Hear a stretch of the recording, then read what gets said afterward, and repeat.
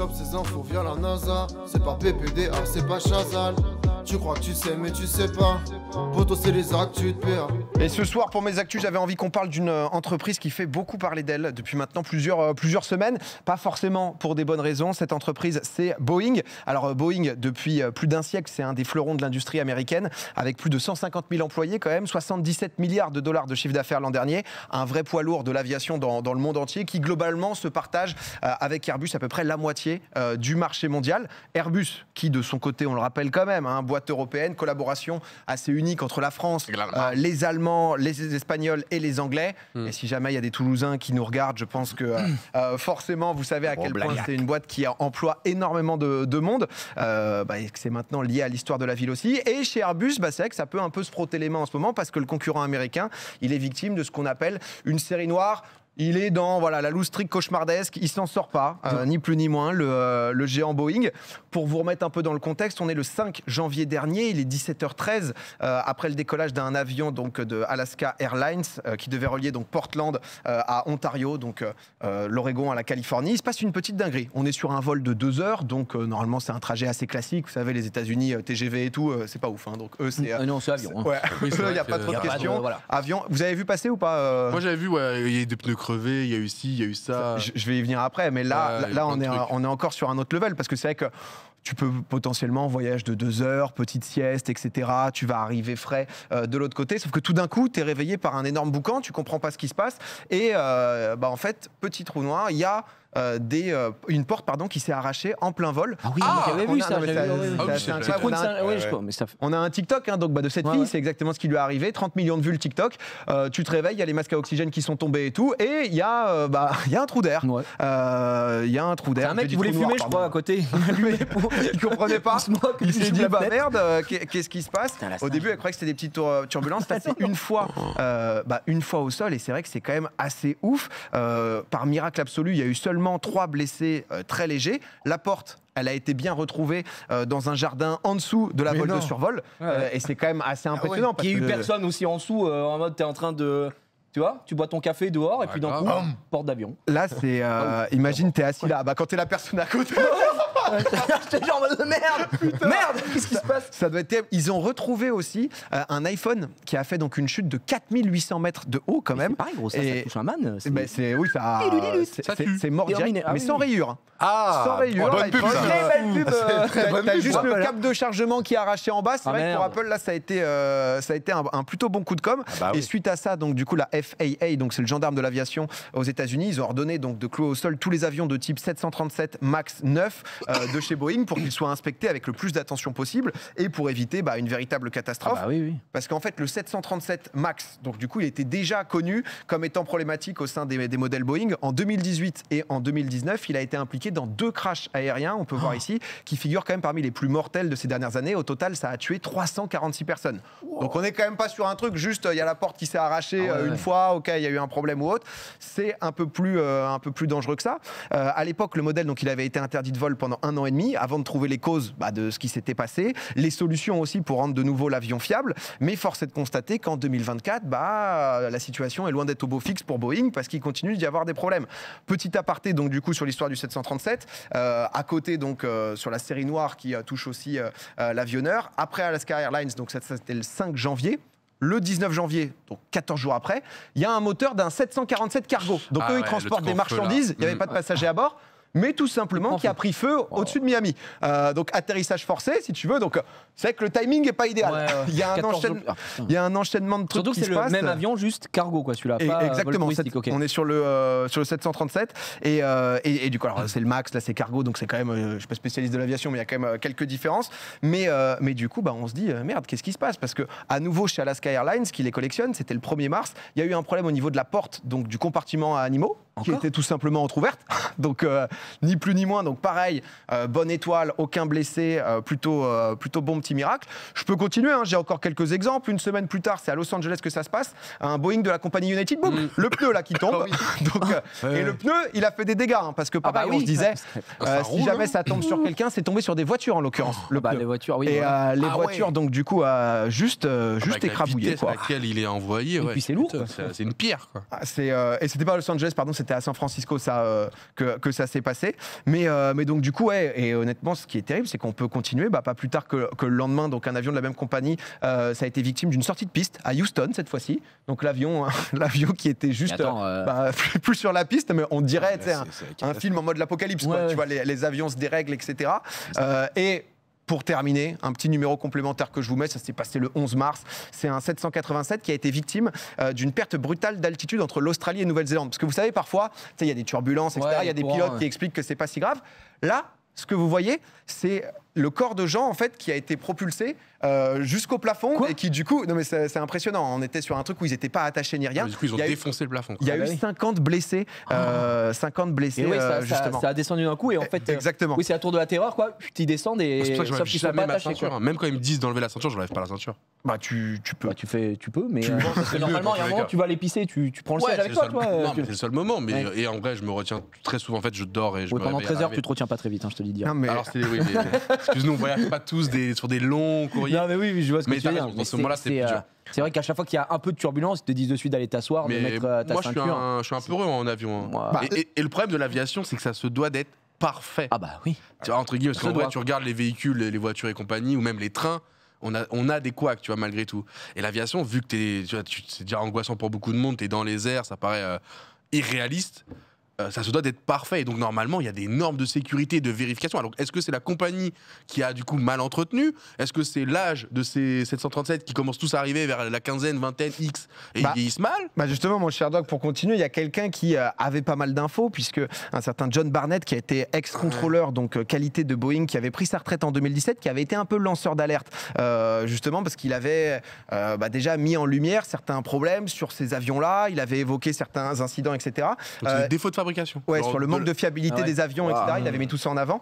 Il a été retrouvé le même jour que justement le problème. Il est retrouvé mort le même jour que les 50 personnes blessées, pardon. Le problème, c'est avec pas la été perte discret. d'altitude. Donc, attends, il a été retrouvé mort ? Il a été retrouvé mort dans sa voiture. Donc forcément, il y a des un peu théories du complot qui sont parties de OK, qu'est-ce qui est en train de se passer avec Boeing et tout. Ce que tu disais autour de la paranoïa, forcément, les gens le ressentent. Parce que tu vois tout ça, l'enchaînement, il y a un emballement médiatique, on va en parler aussi un peu après. Il y a carrément sur TikTok des tutos, mais qui sont vus par 3-4 millions de personnes, likés de fou, des différentes compagnies justement, quelle compagnie vous devez prendre pour ne pas voyager sur des Boeing, etc. Où vraiment, les gens, ils sont en mode, ce TikTok, il a 250 000 likes, où justement, il donne toutes les compagnies, où c'est plutôt safe, où les gens sont en mode, tout simplement, pour ne pas mourir, quoi. Voilà. C'est cool, hein. Parce qu'en vrai, Airbus, on n'est pas tant que ça installé sur le marché américain. Je les vois pas se dire, tiens, on va se prendre 40 Airbus. J'avoue que j'ai pas exactement l'info. Donc, à mon avis, là-bas, ça va être Boeing. Parce que nous, en Europe, ça dépend, parce que des fois, souvent, les compagnies, tu vois, elles bossent aussi ensemble. Retour. Tu vois, par exemple, nous, on est parti avec Air France, mais quand on avait un changement aux États-Unis, on passait par Delta, mais Delta, qui est une compagnie qui donc passait, Boeing. Voilà, machin. Et donc, c'était pas Boeing, nous, c'était. Non, c'était Airbus, du coup. Non, mais Delta. Et Delta, ça fait partie des trucs, je crois pas avec Boeing. En tout cas, il me semble. Après, en fait, en fonction de certaines compagnies, tu sais, ils fonctionnent ensemble. Ils américanisent beaucoup. En gros, Air France, je crois que c'est quasiment qu'une flotte Airbus. Est-ce que je me trompe bon. Enfin, en majorité. Et forcément, les Américains sont en mode America First. Donc on va avec Boeing, quoi. Mais du coup, c'est vrai que c'est devenu un vrai truc. T'as des tweets, c'est devenu un peu un mème j'avais vu un tweet passer aussi, là, qu'on vous a mis. Si dans un Boeing, c'est bon, c'est plus cringe d'applaudir quand l'avion atterrit. Tu vois, c'est genre qui est liké de fou. Et on se retrouve avec une image de marque qui a pris un sacré coup. L'action aussi, forcément, d'un point de vue économique, parce que depuis le début de l'année, ils ont perdu quand même 30%. Et on se dit, qu'est-ce qui est en train de se passer avec Boeing ? Ils sont passés d'une entreprise reconnue pour l'innovation, la qualité de fabrication, à une boîte pointée du doigt pour des défauts et des failles en série et des accidents quand même dramatiques, qui rigolent pas du tout. Les raisons... Pour le coup, elles sont multiples et vous doutez bien, c'est un peu plus compliqué que juste merde, ils sont en train de Didier n'a pas vérifié. De tout louper et tout. En fait, la première raison, ça concerne la structure même de l'entreprise, parce qu'ils ont fusionné avec une autre boîte à la fin des années 90 qui s'appelle McDonnell Douglas. Et il y a beaucoup d'analystes qui disent que à ce moment-là, la culture de la boîte, elle a quand même un peu changé, parce que je vous le disais, c'est une boîte qui a 100 ans, quand même, Boeing, et avec un intérêt un peu plus porté sur les bénéfices que sur l'ingénierie, que sur la recherche, l'innovation et justement, on va dire, la sécurité, quoi.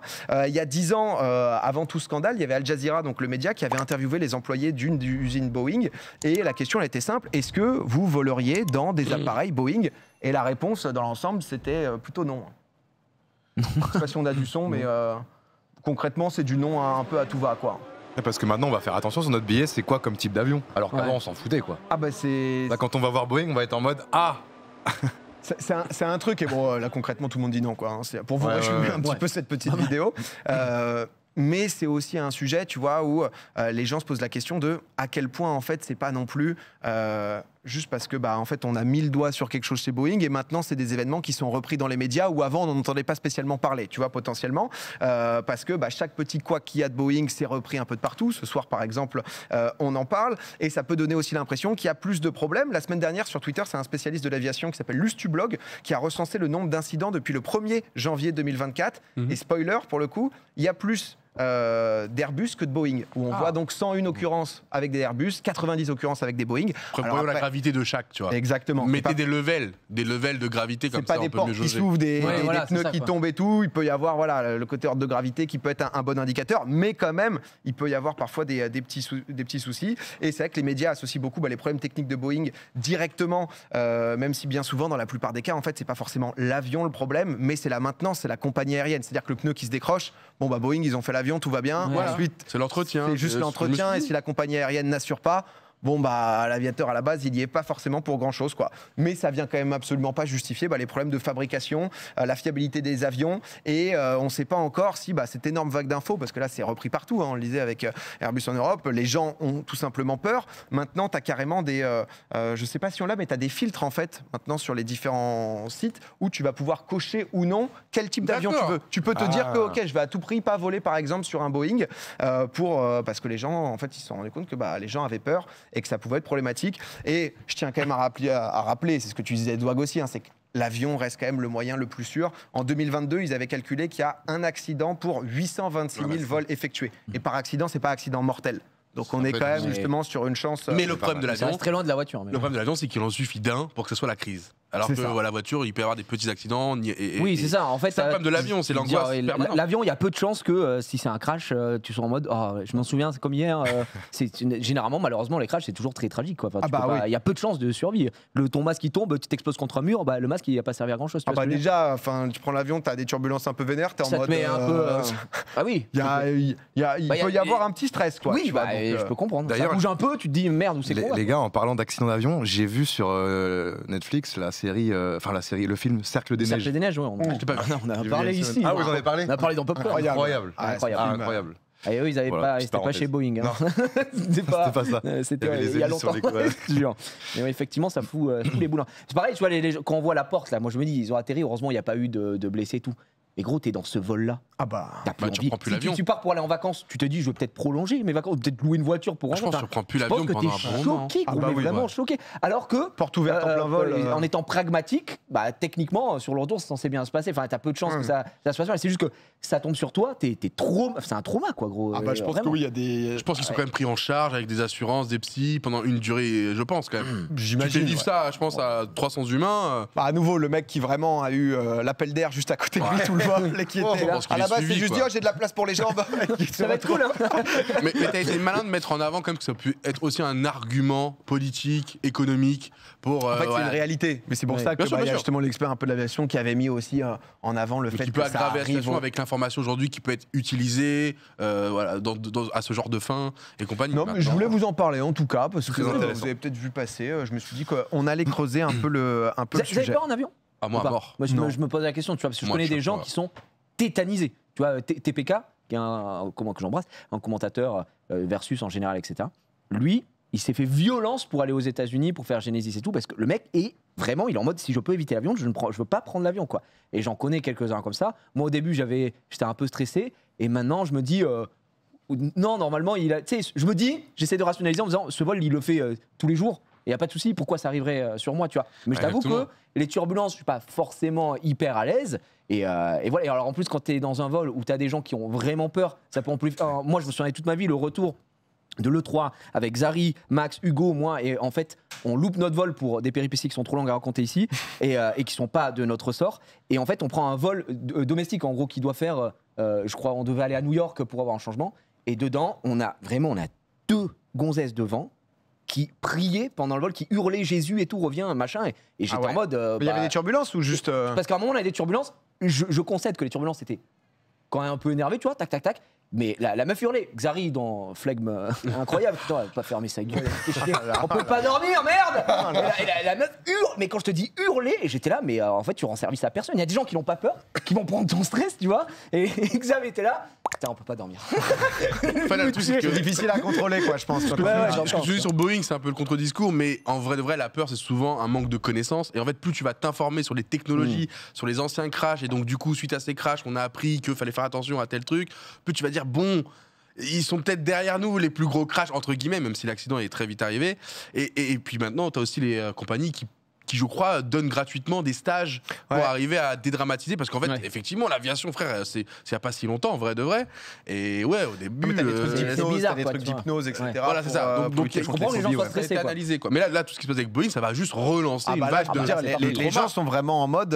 mais j'ai pas vu les commentaires, tu vois, 15 000 likes, le gars disait, je dois prendre un Boeing en mai, j'espère arriver en vie, priez pour moi et tout. Je vous donne un update. C'est genre... Ça peut aussi être une vraie panique, c'est pour ça que ça peut être parfois un peu relativisé, mais c'est des images qui font peur, quoi. Vous auriez kiffé de faire un tour en Concorde? Moi, j'aurais kiffé. Oui, Concorde, j'aurais grave kiffé. Premier degré. Ah, mec, l'hypersonique. Si, c'était fou. Gros, tu faisais Paris-New York en 4 heures, c'est une singerie. Juste le démarrage. Ouais, je sais pas, c'est pas un truc, ça m'a jamais fasciné l'aviation pour le coup, moi. J'ai regardé tellement de reportages. Ouais, pareil, c'est incroyable. Mais Concorde, c'était une folie, dis-toi que. Mais c'était une folie. Les années 90. Il a fait 4 vols le Concorde, non? Non, il a fait beaucoup, mais après, il y a un accident qui a. Voilà. Et ensuite, il y a eu encore des petits soucis qui fait que. Bon, et puis en fait, c'était trop cher. Trop cher pour le climat. Alors là, déjà que les avions, voilà, mais alors le Concorde, c'était. Il pouvait revenir pour des raisons climatiques, de bruit. Du coup, il est pas revenu parce que du coup, ça devenait trop cher, trop de bruit, trop de. Il y avait trop de problèmes autour au global. Mais il pouvait revenir. En tout cas, c'est pas le crash qui a mis définitivement un arrêt au Concorde. Mais une folie, dis-toi, il y a des mecs, mes premiers Doug, le matin ils se levaient, ils prenaient leur café, ils disaient bon, je vais bosser chérie à ce soir. Et ils allaient à New York, ils allaient bosser et puis rentrer le soir. C'est une folie. Hypersonique, mon frérot. Ouais, non, c'est vrai. Je vois, les gars. C'est une techno de fou. Tu vois, risqué, quoi, maintenant qu'on sait tout ce qui s'est passé. Moi, je trouve ça un peu. Une personne dans le chat qui l'a déjà pris. Il doit y avoir un mec à 40 ans. Nous, on était trop jeunes, nous, c'est sûr et certain. Enfin, en tout cas. Nous, oui, mais il doit y avoir des darons, 55 ans. C'est quoi, c'est 2000? Ah, il a fait 438 vols. 438 vols, dont 196 supersoniques. Pourquoi il y a des moments où il mettait pas le boost? Non, il disait désactive. C'est la le bruit, mais le bruit au-dessus de certaines villes, t'as pas le droit. Ah ouais, putain. Mec, le bruit, ça devait être insane. Ouais. Pas mal de gens qui disent mon grand-père. Les mythos arrivent, ouais, c'est vrai. Ouais, moi, je prenais le vol tous les jours d'ailleurs. On est plus de 50 000. Ouais, moi, bah voilà. Si jamais, n'hésitez pas à contacter Douag en DM, histoire d'échanger un peu. Mais ce qui est particulier quand tu regardes aussi des anciennes vidéos d'aviation, mec, c'était une boîte de nuit, le truc, tout le monde fumait, ça buvait. Juste, tu regardes la série. T'as l'impression qu'ils sont dans un train. La série Mindhunter où ils prennent le vol pour aller voir les mecs et chaque fois ils sont en train de se pour nous, ça nous dedans, ça me fusille. Pour eux, c'était mec, tu sortais, tu toi, Douag, banal. Moi, quand tu fais tes petits trajets en train, ces petites clopes. Non, c'est plus fort. C'est dodo, que du dodo, mec. C'est optimisation dodo parce que j'angoisse aussi sur les. Du dodo de A à Z.